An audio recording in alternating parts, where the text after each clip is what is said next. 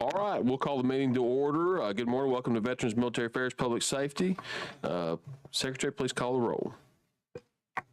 Senator Barfoot, Here. Senator Beasley, Senator Bell, Senator Carnley, Senator Chasteen, Senator Gavan, Senator Hatcher, Senator Jones, Here. and Senator Kelly. Here. All right, we have a quorum present. Please call the first bill.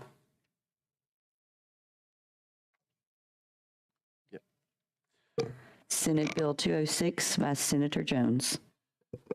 Okay, this deals with the High School Athletic Association and making sure that military children from a bona fide move are allowed to come in and immediately play sports. We do have an amendment you'll see in front of you. It kind of takes into account some consideration they wanted us to put in the bill, soften some of the language in the first part there. And the second part, make sure it includes that it's a bona fide move. So when they come in, they're moving into the school district. Thank you for bringing this bill, and I appreciate the opportunity to co-sponsor. I understand, I guess, the reasoning behind the amendment. The only thing that kind of leaves me question is the school can't deny it, but where is it? Is it just implicit that if the school can't deny it, the Alabama Athletic Association, High School Athletic Association can't do anything about it? I mean, it seems like we ought to tie their hands in this too. I believe we have someone here from the association in the room. Would you like to address that?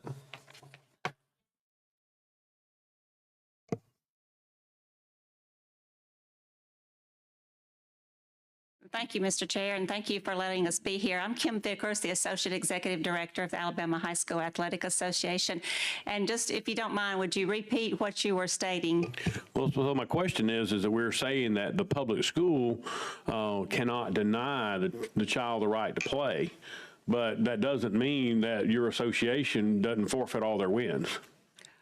No, sir. I mean, basically, if the school the school allows them to play and they're eligible athletes, there would be no reason for them to forfeit their wins. Well, schools allow people to play all the time, and y'all forfeit their wins. Because we don't forfeit them. If they are allowed to play, they've been playing as an ineligible athlete.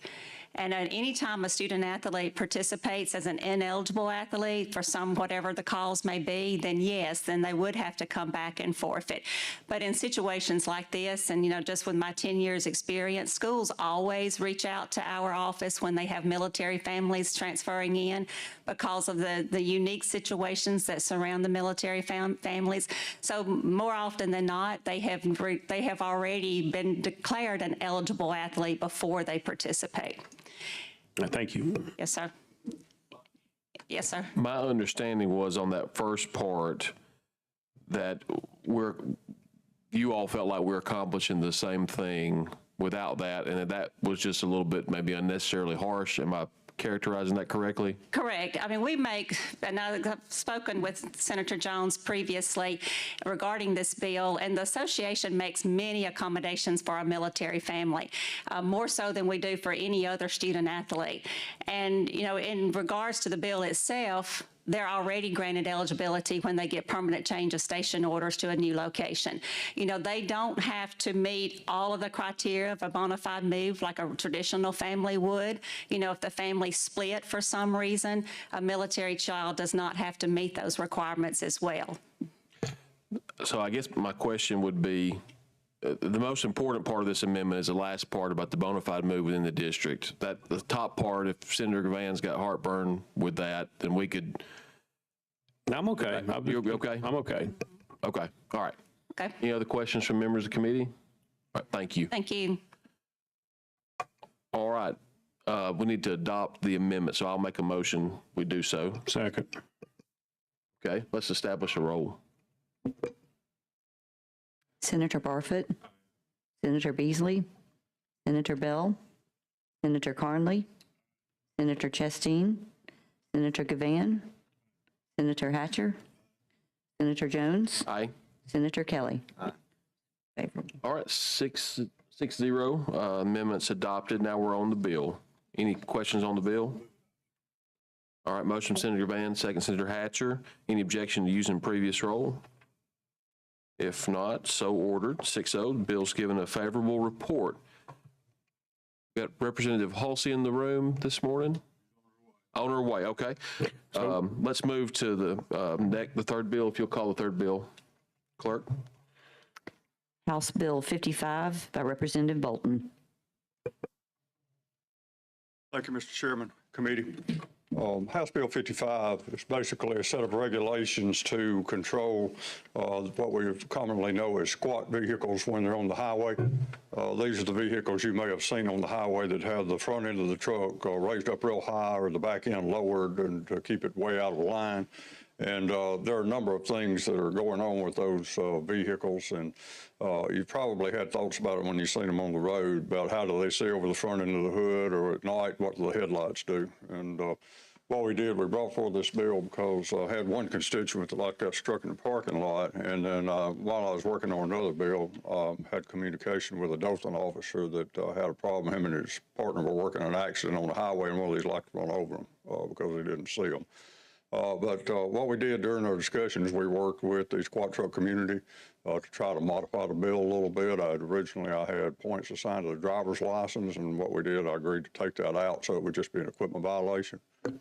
These trucks can be controlled. A lot of them just run off of airbags, and all I'm asking that they do is keep it down to 4 inches while they're on the highway. That's it. If they go to a show or something or a gathering, they can run them however they like.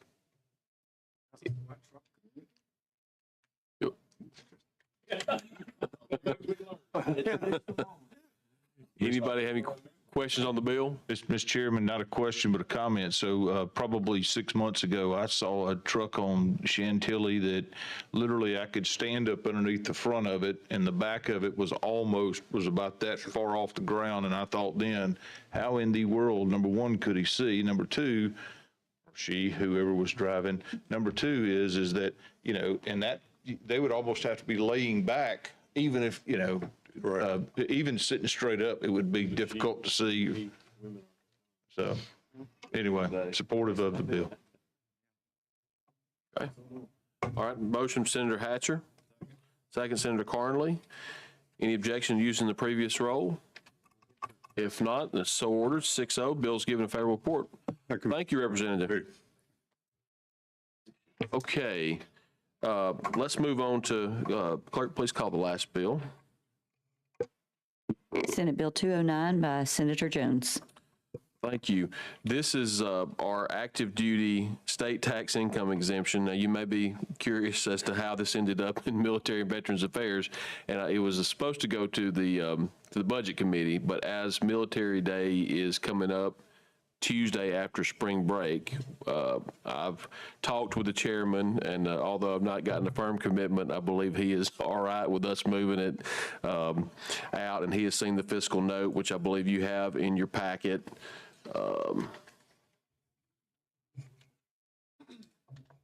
Okay. Yeah.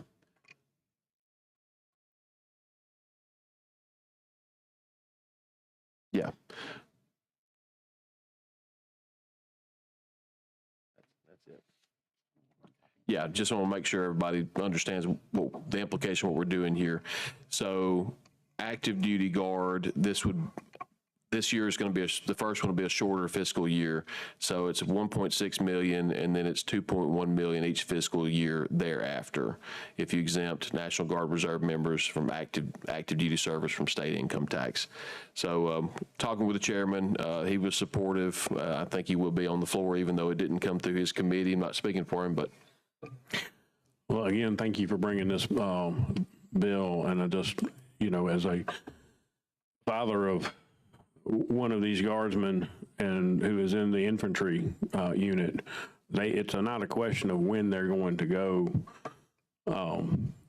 across the globe, it's a question of when. And because of the declining numbers we've got in the regular Army, our guardsmen are going to have to go more and more. And so I think, you know, if it's good for the regular Army, it should be good for our guardsmen too. Thank you, Senator. And one more thing I want to mention too, just for another media in the room perhaps, 30 states, 30 out of the 50 states either fully exempt for active duty or have some sort of exemption or have just no state income tax. So we're joining the vast majority of states that already do this. Mr. Chairman, we'll just thank you for recognition. I just want to say to you, you're always a big supporter of the military, and I'm appreciative of that. I had a local Republican Executive Committee meeting here, Montgomery County, a week or so ago, and your name was brought up as championing bills that, you know, greatly enhanced the quality of life, especially for our military personnel. So I'm appreciative of that.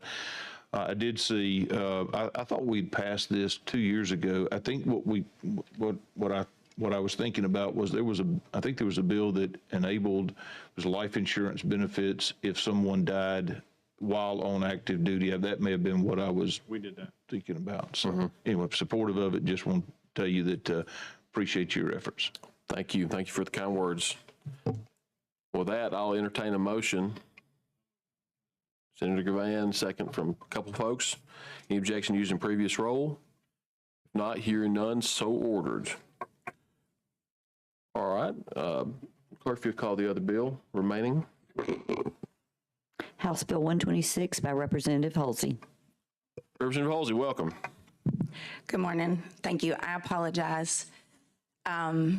You're fine. We'll work the other ones. She was drunk on the euphoria of last night. I was going to make a comment and kind of joke about it, and then I was like, I don't know if I should do that before the Senate committee. So that was my pause because I really almost did it. But anyway, I do apologize. But thank you, Chairman Jones, members. I appreciate the opportunity to come before you guys today. This bill is very similar to a bill that we passed last year. It's essentially a bill that requires 1 hour of training when dealing with individuals who have sensory disabilities or invisible disabilities.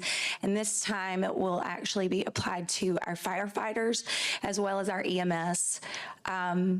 This has been worked out amongst the Fire College, all of the different fire agencies, and then as well as the Department of Public Health. So with that, I'm happy to answer any questions you guys might have. Any questions for the sponsor? Is it just an initial training, or is it a continuous throughout their career where they're constantly being updated? And you mentioned that all of the different